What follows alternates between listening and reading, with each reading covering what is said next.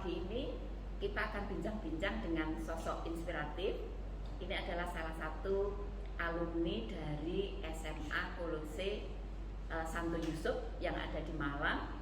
Ini ada alumni angkatan tahun 2010 yang beliau ini adalah menginspirasi para kaula muda, adik-adik yang masih bersekolah atau yang akan mengikuti jejak inspiratifnya agar bisa tahu persis seperti apa. Kita bincang-bincang. Ayo Mas, ceritakan ini. Kita menginspirasi adik-adik yang lain. Di mana dulu bersekolah di Kosayu seperti apa? Terkenalnya Kosayu ya? Iya, Waing, Kosayu. Waing ya, di mana? Iya, jadi saya sekolah di Waing ini dari SD sampai SMA dengan kualitas pembelajaran baik di kelas maupun di luar kelas ya, secara akademik maupun juga soft skill ini menjadi modal saya untuk ke jenjang berikutnya baik. Soft skill ya? Iya, betul. Dinamakan soft skill ya? Iya. Terus lanjut.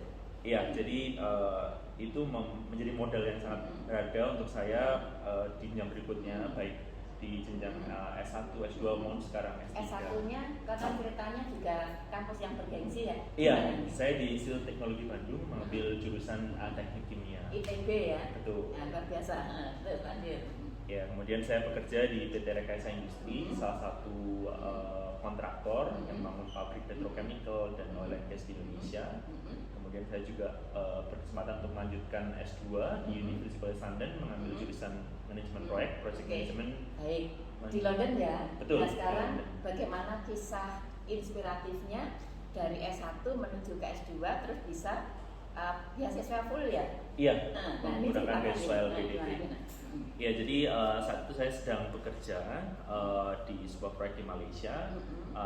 Saat itu saya melihat kebutuhan saya untuk mengupgrade diri bahwa ternyata saya masih ada kekurangan, di mana background saya teknik, ternyata membangun pabrik itu tidak hanya membutuhkan aspek teknis saja, aspek manajerial juga diperlukan, sehingga saya mencoba apply S2 dan mencoba apply beasiswa untuk itu karena memang harganya cukup mahal. Nah, saya di sana memang salah satu yang menurut saya bisa saya banggakan adalah saya tidak menyerah ketika gagal di kesempatan pertama. Gagalnya gimana? Ceritanya gimana? Jadi saya sudah sampai tahap interview, namun di saat itu saya gagal lolos karena mungkin jawabannya kurang memuaskan orang yang menginterview. Nah, di situ dengan moto Kosayu tetap bersemangat, itu bukan naik down, tapi saya coba lagi ya. Jadi karena memang tidak ada jatah untuk gagal. Ketika kita berhenti mencoba baru terus, itu gagal. Nah, kalau kita masih mencoba lagi lanjut lagi ya. Ternyata sebentar. Ketika tadi step yang pertama ITB sudah sukses gitu ya.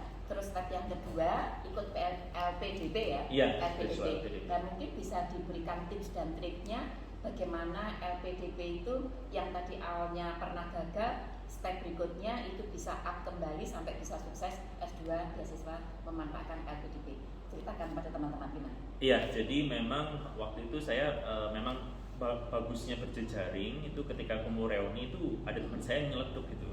Walau baru gagal sekali, saya gagal 2 kali dan di kesempatan ketiga baru berhasil. Kebetulan teman saya di Belanda, S2 di Belanda. Jadi itu ya memang itu bagusnya pertemanan, ketika down menyemangati. Oke, saya akan coba lagi. Dan ketika mencoba kedua, saya mempersiapkan lebih baik lagi dan akhirnya saya bisa lolos seperti itu. Kalau boleh tahu kunci suksesnya ketika bisa diterima di LPDP tadi di bagian mana supaya adik-adik yang tahu semua. Jadi memang LPDP ini mencari muda-mudi Indonesia yang memang punya visi untuk Indonesia. Misalnya seperti saya punya visi bagaimana saya ingin mengubah wajah proyek di Indonesia, dimana ketika kita dengar kata proyek itu kan pasti banyak permainan dan lain-lain. Nah, saya ingin bagaimana sih proyek di Indonesia ini benar-benar bisa di-deliver dengan kualitas tinggi tanpa ada KKN dan bisa bermanfaat untuk masyarakat luas. Nah, ini yang menjadi nilai jual saya ke pihak LPDP, di mana di belakang pemerintah Indonesia, sehingga mau membiayai sekolah saya, di mana diharapkan ketika saya kembali ke Indonesia saya bisa berkontribusi lebih dari apa yang diberikan pemerintah kepada saya. Oke, baik, tadi kita bincang terkait dengan proyek ya. Yang dimaksud itu proyek real atau masih dalam bentuk desain gitu ya? Yang diusulkan menjadi tanda kutip semacam proposal sebelum studi lanjut gimana? Oh ya, untuk project itu saya memberikan contoh waktu wawancara real. Jadi saya ada pengalaman proyek di Malaysia, di Balikpapan dan lain-lain. Itu saya memang real mengerjakan proyek dan saya tahu ada gap di pengerjaan proyek itu, idealnya seperti apa, kenyataannya seperti apa. Dan di situ saya juga bagaimana saya ingin memperbaiki hal tersebut. Gitu. Jadi proyek yang dimaksud itu Real, proyek pembangunan dalam kaitannya fisik. dengan job ya, pekerjaannya. Iya, betul. Ya, karena saya tanyakan saat ini di Indonesia itu kan sedang membumikan terkait dengan pembelajaran untuk meningkatkan mutu pendidikan itu pakai pembelajaran berbasis proyek. Oh iya. Lalu ada proyek profil pelajar Pancasila. Nah, barangkali saat ini kan sedang iya. Nah, tapi ini tadi berbeda ya, ini adalah job ya, berkaitan dengan pekerjaan. Betul, Ya, betul. baik. Lalu pengalaman berikutnya yang sekarang ini lanjut lagi ke studi S3, apakah LPDP lagi atau bagaimana? Iya, saya mengalami beasiswa LPDP lagi untuk S3 saat ini. Begitu. Iya. Tips dan triknya, nah ini yang ingin ditanyakan. Nah, trik kan, ya? tips dan trik memang bedanya S2 dan S3, di mana S3 ini juga lebih ke arah riset. Nah, saya melihat bahwa kemampuan saya di S2 ini memang sudah saya terapkan juga ketika kembali ke Indonesia.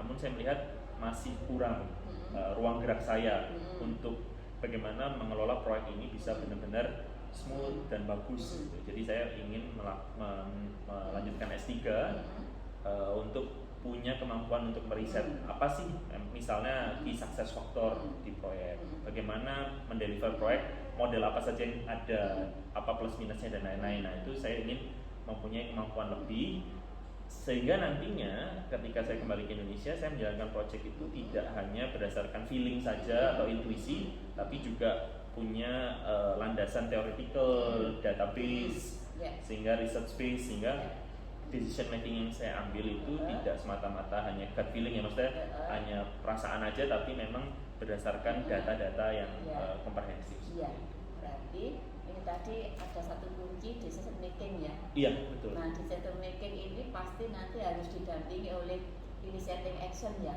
Betul. Habis itu ada building relationship ya. Betul. Ya. Lalu juga perlu juga kalau nanti hadir juga ke sekolah sesekali memberikan coaching ya. Betul, betul. Nah, ini tampaknya kok dikaitkan dengan program yang ada di kementerian itu, ini selaras dengan figur-figur hasil dari programnya sekolah penggerak ya. Ya, cocok gitu ya. Yeah. Bagaimana ethical maturity-nya, kemudian purpose mission-nya, itu kayaknya ada di sini deh.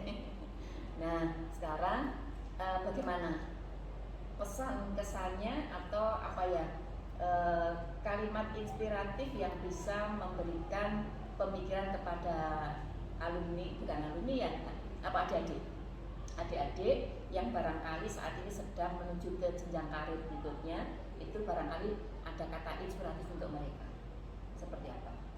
Ya, kalau dari saya pribadi, ketika kita mengerjakan sesuatu dengan senang hati, bergembira, kita mengerjakan saya di proyek, saya mengerjakan itu dengan sepenuh hati untuk yang memang saya suka mengerjakan hal itu akan menjadi energi ekstra dalam menjalani pekerjaan-pekerjaan itu, sehingga kesusahan atau halangan ataupun tantangan itu tidak menjadi sebuah beban, tapi menjadi sebuah pemicu untuk bisa bekerja lebih keras lagi, sehingga ya ikutilah apa yang kamu sukai, dalami sungguh-sungguh, nanti hasilnya juga pasti baik ketika kita mencurahkan hati kita, perasaan, pemikiran kita untuk hal yang memang jadi concern kita dalam hidup kita. Ya. Pada petik resiliennya ya. Betul. Resiliennya harus oke banget ya. Iya. Passion dan resilience ya. Passion dan resilience. Ya, baik. Sangat menginspirasi sekali. Mudah-mudahan S3-nya bisa segera selesai. Amin, amin. Yang penting menginspirasi kita semua ya. Iya. Teman-teman, ini tadi yang saya sampaikan adalah alumni ya. Nah, ini Bapak Ibu gurunya ini. Bisa ditampilkan ini Bapak Ibu gurunya. Nah, itu kepala sekolahnya. Bagaimana kepala sekolahnya? Silakan bisa memberikan sesuatu bagaimana punya murid seperti ini gitu ya. Yang jelas kami ikut bangga atas prestasi dari Mas Tio. Kami nyebutnya Mas Tio karena kebetulan Mas Tio adalah putra dari teman-teman kepala sekolah di SMP, dan sejak sekolah memang Mas Tio punya kegiatan yang cukup banyak di kegiatan OSIS, di kegiatan kesiswaan, sehingga itu juga yang mungkin ikut berperan di dalam menumbuhkan tetap bersemangat ketika merantau ke kota Bandung hingga akhirnya merantau ke Malaysia, merantau ke kota London, dan ini akan lanjut lagi ke kota London. Sukses selalu untuk Mas Tio dan tetap bersemangat untuk kita semuanya.